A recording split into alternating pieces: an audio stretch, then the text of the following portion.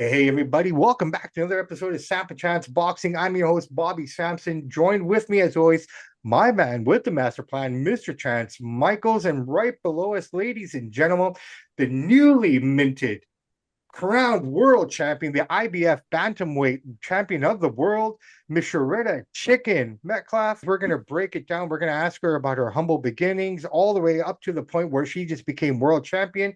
So you do not want to miss this interview. So strap in and thank you for letting us into your ears.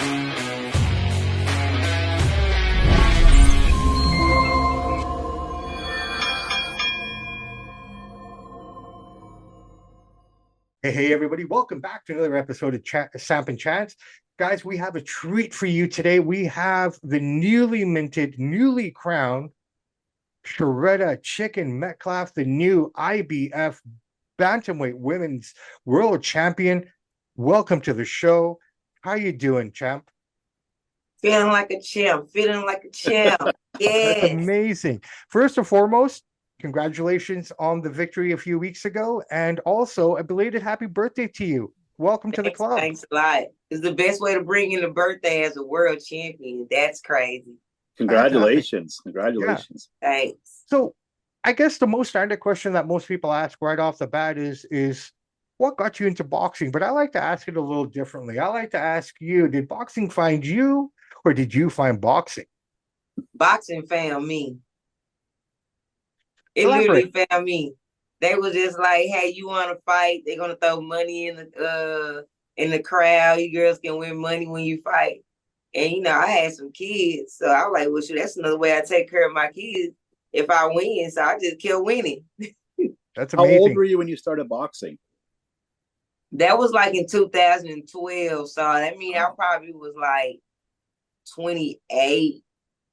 Hold on. How old would I be in 2012? You've been 28. Yeah, like 28 years old, yeah. That's amazing to start at 28 and become a world champion at 40. I don't think that's ever been done before like that.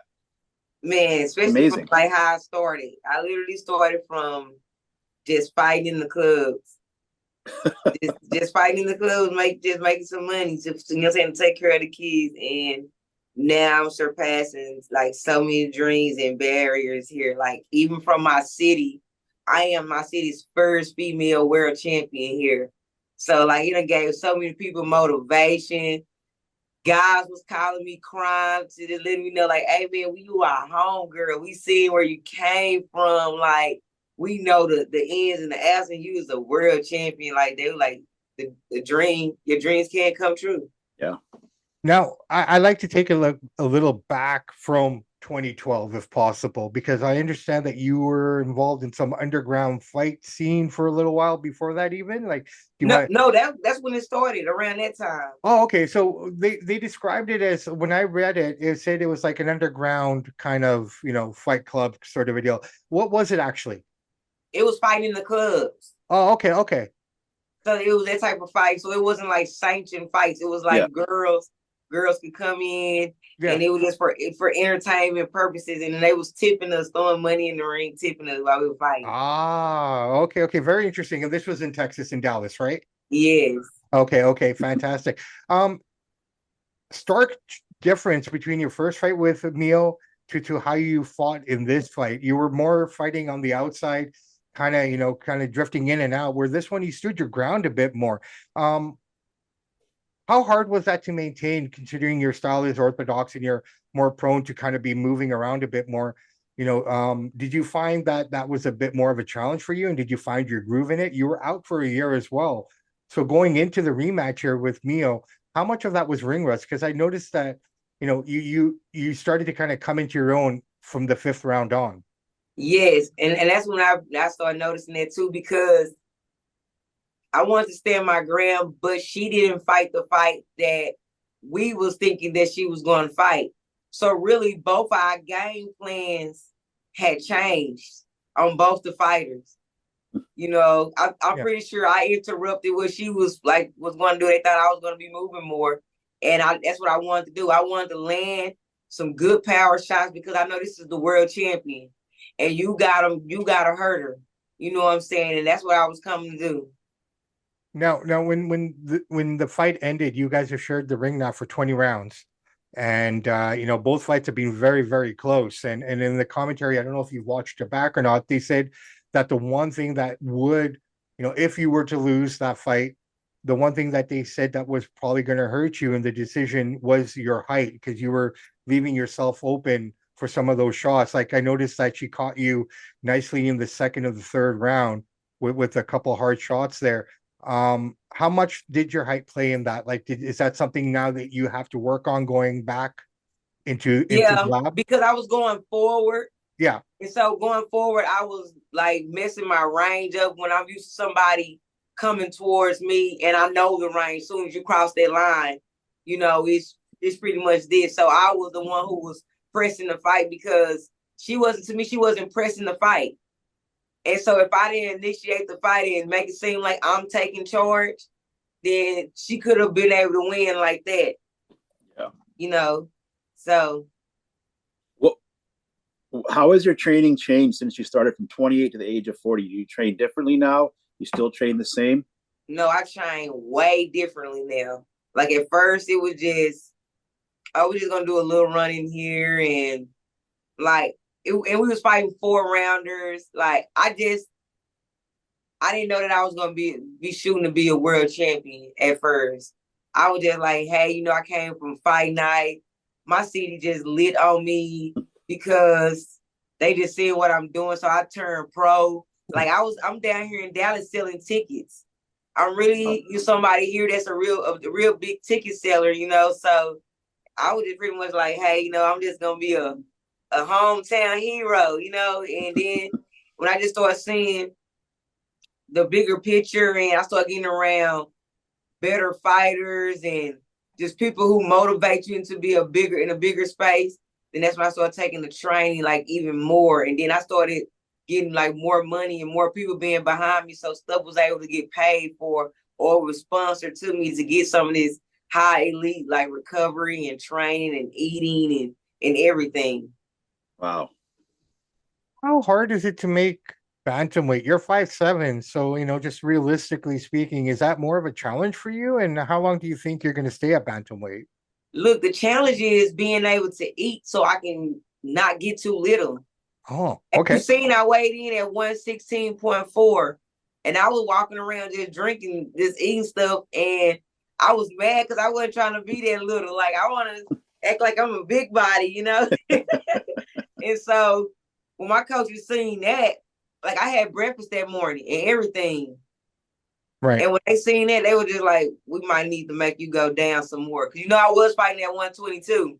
Yeah. And so we went down and like I'm not using those sweat vests. I'm not using any of that. I'm not in the sauna. Like if I do go to the sauna, it's because I just want to just feel good. It's not. I'm not only in there for like 10 minutes at the longest. So it's not even in there to lose weight. Are you going to stay at 116, or do you want to move up in weight and challenge for another title? I don't know, because when I was bigger, I wasn't rehydrating like bigger. So I probably will go down smaller because I'm literally so small, y'all. Like I'm only big right now because I rehydrated my body and I took the mandatory, like 7 days off and stuff like that. So I'm gaining a little weight, but I'm not a big girl. Yeah. Okay. One thing that I took away from the fight, and not to point it out as a negative or anything, but the crowd wasn't very you thought you'd have had the fan support being in the States and whatnot against a foreign competitor, but it felt like that she had most of that crowd. How did that affect you, and was that something you were expecting? Yeah, it was like that the last time. This time I actually had more people there cheering me on so I could actually hear my people, because it seemed like they all was on my side of the ring and stuff. So it was like that the last time. I know that she's a ticket seller there and she has a big Asian community there. So I knew that a lot of her people was gonna be there. And she's the world champ. Right. So yeah. So that I don't be fazed by any of that. All right, cool. And it was kind of funny because we both watch a lot of boxing, and to be completely honest, I didn't realize that you were fighting Mio because I watched her beat Ebony when she won the title as well. So I'm like, oh, Mhm. okay, I didn't realize this was you guys running it back. Yeah, after Now, I just beat her crazy, and like it's so crazy because you can't find the whole fight of our fight. right. And so so the little clips they was able to show, they was showing only clips really of her probably hitting me up against the ropes. You're talking about your first fight? Yeah, the first fight. Yeah, from the first fight. Well, everybody knows. Yeah, that was making me so mad because if I tell you, it was so many times like you thought my jab was crazy. This time, like she didn't have an answer for me. She didn't have an answer for me. Like it was crazy. She would run into everything. Like my jab, I was check hooking her because she just tried to come in so aggressive, and it was they didn't show none of that. Do you Even think on this fight, when she like I wanted to tell you that when she was like the punches looked like it was hurting, I promise you, like I'm not being disrespectful or nothing, but she has no power. Like when she was snapping my head back, it was because the force of me keeping my head on the line. Like I was messing up, keeping That's where my your head height on the came into line play. sometime with the jab and still Right. trying to come forward because she's making me come forward. Mhm. So the punches did look like she was affecting me, and I can understand that. But you were keeping your head on the line, and so she was able to hit you instead of moving your head to the side, so people know. Yes, like even when she was doing a little punch to the body, I promise you, it was like a touch. Like, look how little I am. I was just sitting right there. Like, I promise you, I was sparring girls who get way harder. Now, did you notice? Did she? Do you think your first fight or second fight was more challenging when you fought her? What would you say? Did she improve her technique or change her style up? I think the first fight was easier. Okay. Cause she let me do what I'm comfortable at doing, which was stick and move and make you run into my stuff. Okay. Like this fight, I changed how I fought, just like you said. So the first one was easier. Okay. Now you guys have had 20 rounds together, and you've taken both her belts from her. Is there, and at the time, I believe when you were interviewed in the ring after the fight, they asked you, is there gonna be a part 3? And you said then, at that moment, you basically said that she didn't offer me a rematch, or anything like that, sort of a deal. So, is there going to be a rematch now that you've had some time to think about this? Is there's like you're got to be her kryptonite, man? I mean, why would we need to fight a third time? We ain't even getting rich off these fights. Like I'm winning. There's nothing that's gonna There's no need for a trilogy. It's time to move on to a different opponent, I think, for you. You said what? I said it's time for you to move to a different opponent. You guys have already fought twice. There's no point of a third fight. At least not like right now. It's not like it's just something that everybody just want to keep seeing. It's not. I understand how she feels, but it's over with. So now you're world champion. Are you getting phone calls from promoters and other organizations to kind of come aboard? You got a belt, man. Now you're there. They haven't really said nothing yet because it's only been like 2 weeks, so sure. They haven't really just said anything to me yet. I know I have a 1 fight optional left with Lou, so we're going to see how that's going to play out and what we're going to do with that.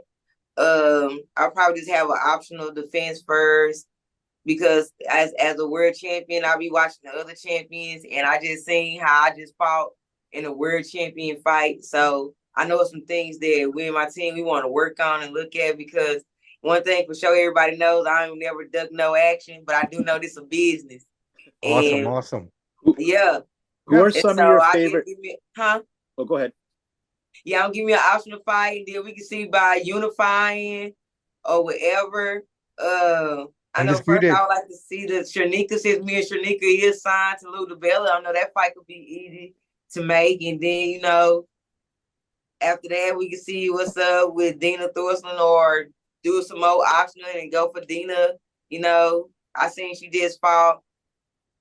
Who are some of your favorite female and male boxers to watch today currently in boxing? Like Bud Crawford, he's freaking cool as hell. You know, that's my bro. Nice. I like watching Clarissa because she like a beast.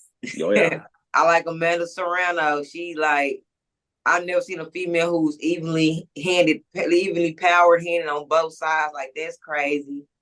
Nice. I like Anyway, for him to be so small, he packs a lot of power. Yeah. I want to fight like him. That's who I like to fight like. Anyway, it's just recently signed a new deal with Riyadh season. So let's see. We'll probably see a lot more of him out of Japan now. That's, I think, the only knock on Anyway, in my opinion, is he's never fought out of Japan per se.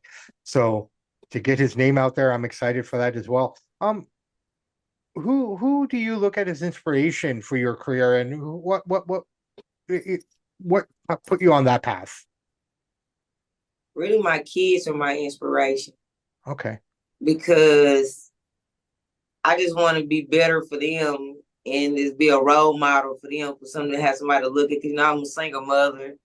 And, you know, sometimes their dads could be here. Sometimes they just do whatever. But I'm here the whole time. So they're really pretty much my inspiration. Like, I do this for them. That's the best motivation of all. Absolutely. Yeah. Now, going into that match with Mio, you both are single mothers, I guess, and you both have children. Did you guys share anything? Like, are you guys cordial, or is there some animosity there? I think it's animosity, you know, because at first it was respect. But then the respect left once that she seen that I was not happy about her saying that she wasn't going to rematch me unless I got a belt. And I'm like, I just beat you for the belt that I'm supposed to go for, but you ended up going for it. But then you're going to tell me you're not going to give me my rightful chance? You know what I'm saying? So I feel, to me, in my eyes, I feel like you ain't trying to let me feed my kids. Because, because it's only right. Like, okay, you still lost and still was able to go for a belt, which is crazy. But hey, you know, then you gonna do that. You could still just fight me. Then I never came off her head ever since. Like, every couple of weeks I was tagging her and so, and she did not like it. Fair enough. I'd be remiss if I didn't ask, why is your nickname Chiccn? It was Chicken Sticks. You know, I'm skinny. Yeah. So when we took the sticks off, so it's just Chicken. Nice. Good nicknames. Fun nickname. Yeah, I like different. Yeah, it's different. Fun. It's not something you'd find in combat sports. I think that's why everybody loves to say Chicken. That's beautiful. That's beautiful. So, are you going to take some time off from training right now and enjoy your championship? Are you going to keep staying in the gym every day, or what? Oh no, I'm back in the gym already. Okay, good. Yeah, I'm back in the gym because I already know, like what I told you, we got things to work on. I want to be ready for these girls. I know I'm gonna have a chip on my, you know what I'm saying, not on my shoulder, but I got something they want. And so, and then by me being 40, they gonna think that it's gonna be easy because they don't think I'm all like, baby, I got something to tell you. You come over here for this belt, you're gonna fuck around and find out. I love it. Love it. Love it. I love that attitude. Yeah. Outside of the ring, you're very accomplished as well. We know you have your own businesses that you're running out there as well, and you're also doing some charity work. You share that with us, and I think that's amazing because not only are you a world champion boxer, you're an accomplished businesswoman as well. I want the people to know about that everything can be accomplished if you work hard. Share that outside of the rings for us, please. Yeah, like right now I'm in my boutique and salon now. Oh, nice. Yeah. So I beautiful. Awesome. Yeah. Very cool. Yeah. So so now I'm here. So I have a boutique and a salon. I have my mobile bartending business. So you know, I know a lot of girls. And by my name being who I am, like I'm able to promote different businesses that I love to do. Because I only do things that I like to do. Yeah. And so I'm able to do that and get my name. So people are booking me like now, since I don't came to world champion. Oh, now they want to book the bartender babes because it gets the world champion there to come too. Amazing. That's awesome. And your relationship with your children, we understand that your oldest has autism. Yes. And you run an organization for that. please expand on that. We'd love to share that with the people, and so they can, see what you're up to as well there.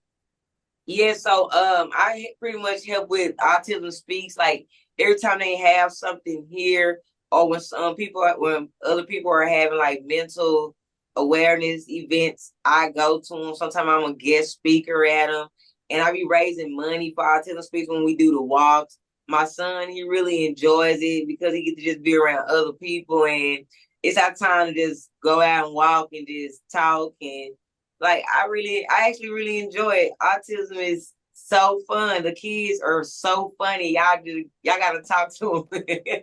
Well, here's a little interesting tidbit for you. We both work with people with autism also as our full-time jobs. Oh, really? Yeah. And you know what's so crazy? I was I went to school to be a medical assistant when I was young. There's a lot of girls do medical assistant, CNA, stuff like that. And so I started being a live-in for autistic kids. And this was before I found out my son was autistic. But watching that, I was a live-in on the weekend, so I'm pretty much like their mom. So I started being around them because I'm their mom to them. And I was like, dang, they doing stuff my baby be doing. Yeah. So that what made me start like really already like noticing things like that, because at first they only told me it was speech impediment at that time. But then when I started being around these autistic kids, I seen like some of the traces and some of the stuff my son was doing. On top of, I was able to see the meds that we were giving those kids too. And those kids did not like those meds. So I knew not to put my kids on. That's amazing. That's amazing. All right. So we talked about, you mentioned Amanda Serrano a couple minutes earlier. Her fight's coming up here, Katie Taylor Part 2 on Netflix in Dallas. How do you see that playing out? I'm a fan of both, but I think Serrano. Yeah. I feel like she won the first one. I was at the fight at Madison Square Garden. Okay. Oh, nice. Yes, I flew up there. I took some of my other friends who like they train for boxing, but they don't box, just to let them know like this is part of history that y'all are here. The first females to ever headline this place, and it was packed out like crazy. It was loud. I said, this crazy. It's amazing, amazing, amazing. All right, Shurretta, here's something we like to do at this part of the show. Chance Michaels will ask you some questions or some names, and just a rapid fire. First thing that comes to your mind. You ready? Let's do it. All right. Well, since we got a big fight come up on Netflix, I'm going to go with this theme. Jake Paul. Weenie. Mike Tyson. The best. Anthony Joshua. Thank